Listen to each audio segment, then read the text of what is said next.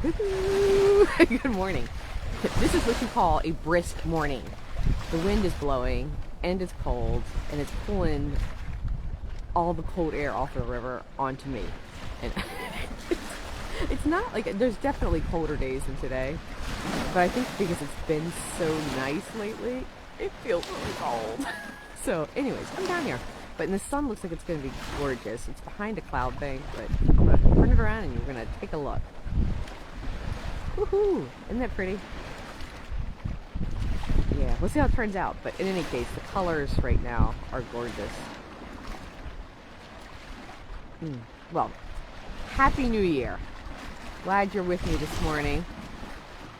Facebook apparently is still not supporting landscape live videos. Who knows why? But anyway, so we're portrait again. So I was thinking, of course, it being the new year, about resolutions. And, you know, all of us have them. Not all of us. I guess some of us make them. But even if you're not making a resolution, you do think about, like, hey, what's this next year going to bring? For the last year, I have been trying to lose weight. And I've been fairly successful, but, you know, there's still so much more to go. And I'm going to continue to try this year. So that's definitely one of my things that I'm going to be working on in 2024. But I was thinking about, like, how do I give myself... I've been working on it for a while. And so, like, with anything you've been working on for a while, it gets old. And you're like, oh, am I really seeing progress? You know, should I keep doing this? And finding the motivation to keep doing it is hard. So I started thinking about, why am I doing this?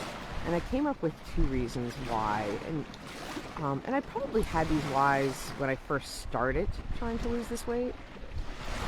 But renewing it and rethinking it was pretty important to me. And I think I'm actually going to even write it down and put it on my refrigerator. And maybe, you know, I don't know, my phone screen or something so that it reminds me. You know, and for me, there's 2 reasons. One of them is health-based, and that, you know, the original reason that I started trying to lose weight was because, you know, some of my health markers weren't as good as I'd like them to be. And I wanted to live to be able to play with my grandchildren. And that's pretty monumental, and it does keep me motivated. Every time I go to eat something I shouldn't, I look and I go, hey, do you want to live to see your grandchildren? Do you want to live to be able to play with them? Do you want to be that grandmother who can't run around and play with their grandchildren, or do you want to be the one that can? And that motivates me. And the other one's a little bit more self-centered, in that I got a new horse this year that's a little smaller than I've ever had before. She's technically a pony. And I think, is it fair to her to be overweight? And if I want to continue to ride her and enjoy her, I need to be able to be a lower weight. So, it's 2 things that keep me going. And I remember years and years ago when I was pregnant with my 3rd child, I was diagnosed with gestational diabetes, and how easy it was to eat correctly while I was pregnant.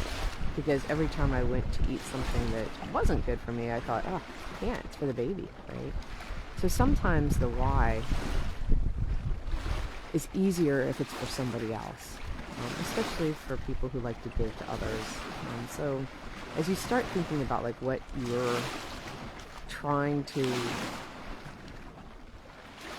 make different in 2024, I don't know if I even want to call them resolutions, just things that you want to pivot and change in 2024, I think are a lot easier if you think of the why. What motivates you? Why do you want to do that? And dig pretty deep, figure it out. Sometimes the answers aren't all that flattering to yourself, but you know, lost connection. Funny thing was, is I was just thinking, wow, we've kept connection for so long, but so I'll probably finish up, because once I lose it once, I use it again. So